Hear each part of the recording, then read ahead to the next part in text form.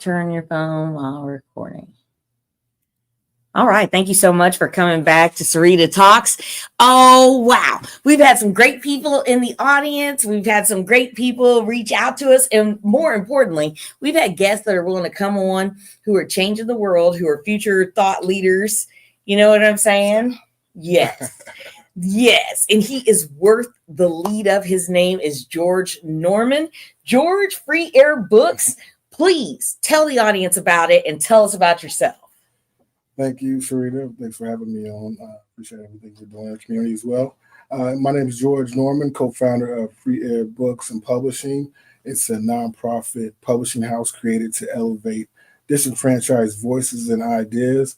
Our main goal is to make sure that people with the most powerful stories don't get left out of the conversation due to lack of academic creds or traditional platform. Why did this man just steal the air and the words out of my mouth? Because I feel like this, as a formerly incarcerated woman, I don't have a lot of value behind someone telling my story because they read about it in a book about criminal justice. True. I don't have a lot of strength behind the idea of see the benefit of someone telling a story about someone they've never met and a life they've never lived. Indeed, yeah, we definitely and profit from it. And profit from these ghouls, these culture ghouls that we have trying to stick their noses in. When basically all we have to do is enlist people that are living these experiences and get the firsthand accounts of what's going on. Absolutely, and let them own their own stories. Let them have their power. There you go. So I really like the idea of taking these people who marginalized, disenfranchised. Hey, I've been all of it. Any eyes. Okay, marginalized, disenfranchised. Hit me with another eyes. Stigmatized. Fetishized. Now I want to materialize. You hear me? You know what I'm saying? Can we make it materialize for the people who need it the worst, the people whose stories they are? So we were talking a little bit beforehand, and you've done a little time. Yes, I have. Not a little. 1 day away from home is too much. Not everybody had to go for their whole life like me. Okay, go ahead. Well, yes, back in 2003, I was a youth back then, a while ago. Wow, way back in the day. Yeah, that was back there. Yes. Like a lot of kids, I was, lost and looking for society to tell me what I should be doing and whatnot. And, people came in the mix that really weren't the best influences. And I basically got off the wrong path of, college and everything. And, just found peers and they weren't the right ones. Is that what happened? Yeah, exactly. Because when people say it's peer pressure, I really feel like I just met a crew of people that were doing something different. And at that point, I was a teenager. I made a choice that wasn't conducive to my success. However, we look for these relationships. We look for, basically, that's why people get into gangs, they say, right? It's for family, community. Yeah. So you were searching like I am now, but just for all the wrong things. And I ended me up in Nebraska State Penitentiary for 5 years. And inside there, I just came across the revelation that we weren't really being represented in the prison library and in literature. Not at all. As we should be, making up a vast percentage of incarcerated folks. You know what I'm saying? I feel like we should be more represented. And so based on that, I just took that as my chance to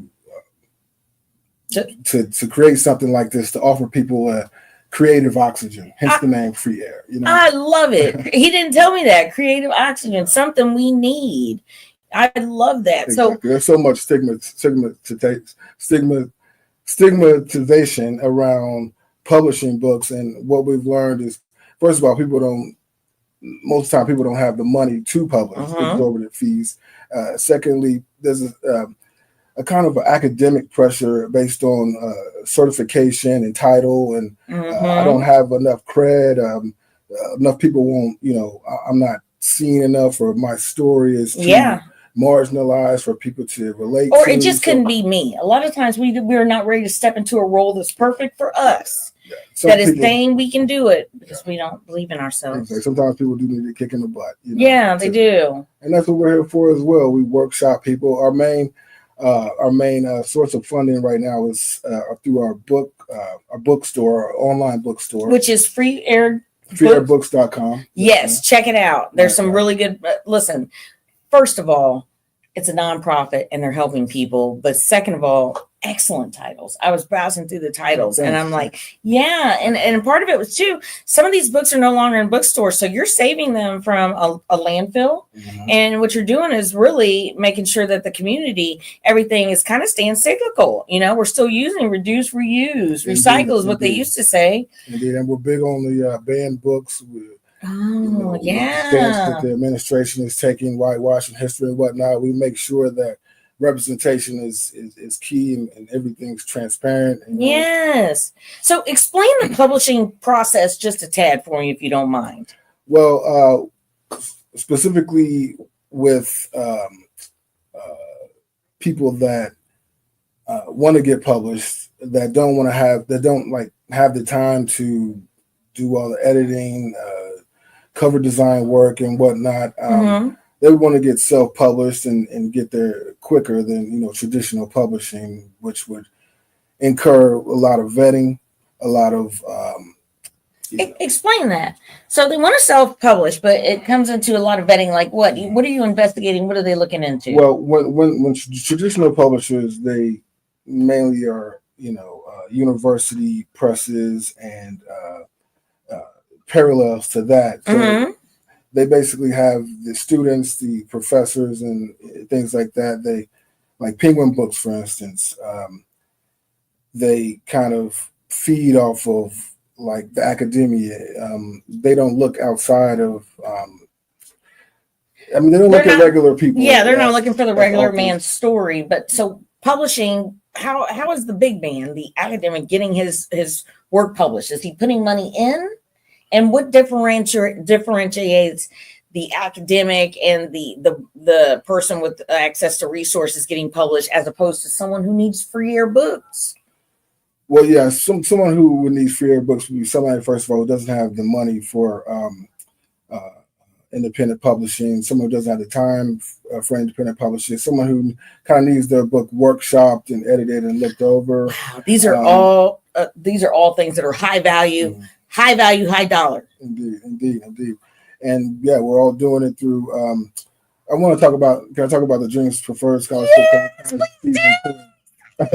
What we're doing is we are offering K through 12 book publishing scholarships to kids in the Boone County School District, which here in Columbia, Missouri. Yes, and so we want to hold a workshop in October to find these kids. We're going to have 5 kids, and basically we're going to, if they don't have a story, they will by the end of it. So we're basically going to workshop their story through the whole year, and by the end of it, it'll be soup to nuts. They'll have a published product at the end of it. So. Oh, that's so wonderful. And this is all community funded through the VU and through our which is Veterans United. Yeah. United, yes. So yeah, we're definitely trying to make an impact with that, and hopefully these voices will get some more shine. Yes. And wait, the impact that they're making is not just with the youth. There's 2 events coming up that are just, they sound, I really want to be there. I'm checking my calendar. I'm seeing if I can fit it in. And it's not just the one that's called Read Between the Lines. Read Between the Lines. Isn't that precious? Don't you want to be there with a cocktail and a book? Yeah. So tell me about Read Between the Lines. Yeah, it plans to be a real spirited event. What we're doing is we're going to pair 6 wines with 6 recently published books, like within the last 2 years or so. Well, is this over a 2-week period? Because if you're going to read a book and have 6 different bottles of wine, it's going to take a while. Okay, that's not a one night. Right, we're going to read passages out of the book, so they're going to be excerpts read by.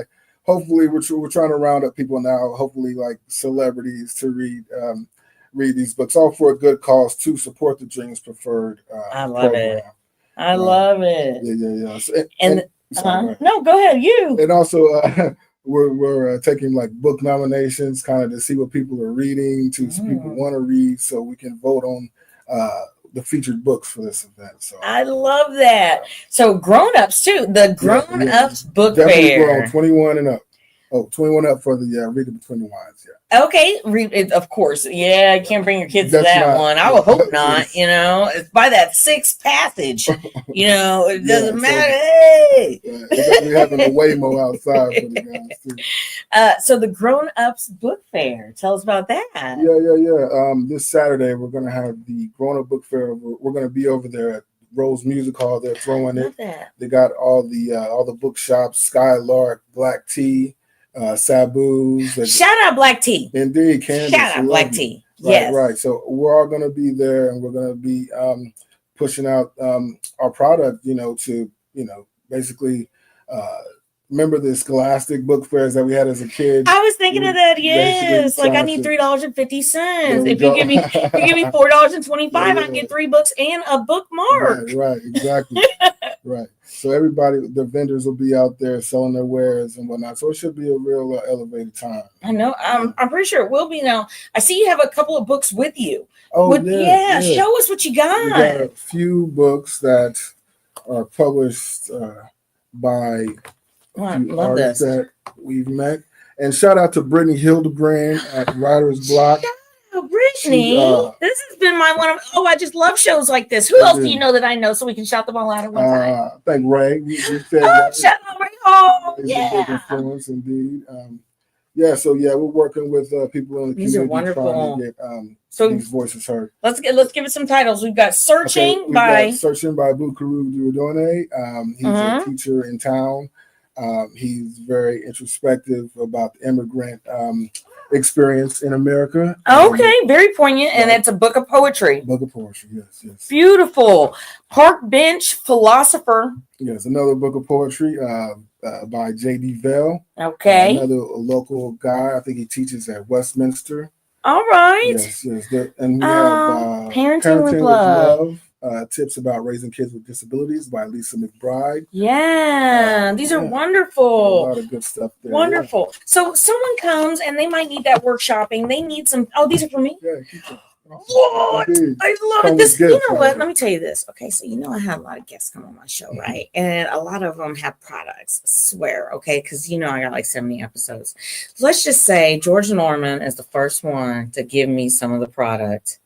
Shout out everybody who's been on the show. How about that? Shouts out to y'all and all your products. I appreciate you. Okay, thank you, George Norman. Appreciate you. We cannot get out of a show without a little bit of ratchet. You ain't notice that? You know what I'm saying? Like we'll go so full strong, business professional, and then we just have to call it like it is. You know what I'm saying? My mama says, "Tell the truth, shame the devil." Recommend the ratchet. Bring it home. Thank you. Where's my dividends? Okay, come on now. I'm helping. There you go. So Inside Voices. Let's talk about really helping. Let's talk about Inside Voices and some other things. Inside Voices. It's our initiative to elevate the voices of people impacted by the justice system. The prison industrial complex has affected countless families, mine included. And we're not just talking about the people inside. We're talking about the people outside, like the families left over who pay for the bills, or pay for the envelopes, or pay, for the commissary to put stuff on store. That are affected. They have to live, they have to answer the phone calls. Exactly. They have to pass the phone to your child. Trust me, I've been there. They come to the visits, and they might have to travel hours to get there. And so, we're just collecting stories, essays, poetry, art from people affected by the prison industrial complex to elevate their voices and humanize people. I've seen so many posts lately about MODOK, Missouri DOC, and just the mistreatment of people, of human beings. And I feel that the direct way is just to attack it at the source and to get their stories and to really see what's going on, because we're not going to get it going to the administration or to anybody in charge. We need to go with the people who can't speak for themselves. Absolutely. And when they can't speak for themselves, they need people that can help them, that can use their voice. Yes. Yeah. So if anybody out there has a loved one affected by the prison industrial complex, please reach out to us at freeairbooks.com. We will try to put them on as we can so their story can be heard. Well, let me tell you this. Read Between the Wines is coming up. Can you tell me offhand when that is? Oh, sorry, that was September 30th. Okay. It's going to be a serendipity. 6 I believe 6:30 to 9, something like that. Yes, and he needs to copyright that because people are going to be trying to read between the lines all the time. Those 5 o'clock people who get off work and pop that bottle. Now, if they read a book, they're going to feel like they're doing something good. No, we got to take that. Yeah. Grown Ups Book Fair coming up as well. Grown Up Book Fair, yes, we'll be down there. That'll be Saturday. Yeah. Come out and see us. Tell us a little bit more about Dreams Preferred, because we need people to donate for Dreams Preferred. Yes, please get out and donate. We'll be raising money at Grown Up Book Fair and at our pop-ups are first Fridays, every first Friday in the alley of Orr Street Studios. Crossroad Arts District. North Village Arts District. Yes. And we'll be out there, selling books to raise money for these programs and programs like Inside Voice and Unhoused Project, which will basically be doing the same thing, but with the unhoused community in Columbia. Just trying to get a more in-depth understanding of what's going on with that demographic. And just stop the hate, really. I mean, there's just so much hate, and I mean, me personally, I don't like give them any money, or whatever, but I do want to understand. I'm glad you brought that up. Let me tell you, every time I see an unhoused person, and if they're close enough and I can give them my wallet, I'm going to give them some money. And let me tell you why. Because one time I saw a family outside, and I thought they were a family full of hustlers, and I was really skeptical. So for real, because I was like, you got your whole family out here, and I feel like y'all are playing the baby role too well. You were really working 4-year-old. Mom, you're out here too. Dad, I don't understand how this whole family's out here. But I was like, sums up, I'm not going for it. So I didn't give him anything. Well, I came back to work, and I told my friend about it at work. Lauren Weber, sweetheart woman. She says, Sarita, if they needed it, though, it's shame on you. But if they didn't need it, then shame on them. But either way, if I would have given them a few dollars, I wouldn't feel bad. You know what I'm saying? Or it wouldn't have been shame on me. That family could have needed that $5, or maybe they didn't. Either way, I'm giving the money. He's not, but our hearts still love him. There you go. Intentions, Exactly. Right, and that's what we're trying to get people to see, that it could be a choice. It could be a mental health issue. It could be all types of things, but we just want to get the firsthand accounts into what's going on. Why are people so hateful towards this group? What's the animus about? Yeah. So I can tell you what some of it is. If you don't know somebody, or you have never been experienced that way of life, you don't have any understanding. And I talk about this. I went to prison, and prior to that, even though I was on drugs, I was not living my life right. If somebody would have moved next to my mom, and I knew that they were, went to prison for murder, no matter how they looked, talked, walked, anything, I'd be like, get her out of here. And now that's me. And until you meet me, you don't know. You know what I'm saying? So it's just like an unhoused person. If you don't know any unhoused people, then you're not going to be able to relate. So that's why these stories you're going to tell, I feel like this is the first of its kind, especially here in Missouri. Come on now, Missouri. Well, we definitely need it. We definitely need a widening of I like Missouri, though. I'm sorry. I love Columbia. I love Columbia. It's that little, little blue speck around all this. All the red. And to get political, I mean, a lot of that's going on, but I urge people not to be distracted by the circus, what I'm saying, that's happening with, this hardcore news or whatever, but to stay vigilant and stay creating. Well, we got somebody tuned in. I just want to thank you. I see you up there. I see you. If you want to throw something in the chat, you can throw something in the chat. But Mr. Norman is right here spitting all knowledge. For real. You know what I'm saying? Like right now, the environment that we're living in, I think it's important for us to really find community. Because at the end of the day, we're watching the bad news and all of that. What's going on in your neighborhood? What's going on with the immediate? Because that's where the ripple can start. True. You start that ripple effect. So, why everybody's, everything's divisive and divided. Go knock on your neighbor's door and get to know them, because you don't know how close you might have to be someday. There you go. Hey. Take care of home first. Yeah. On that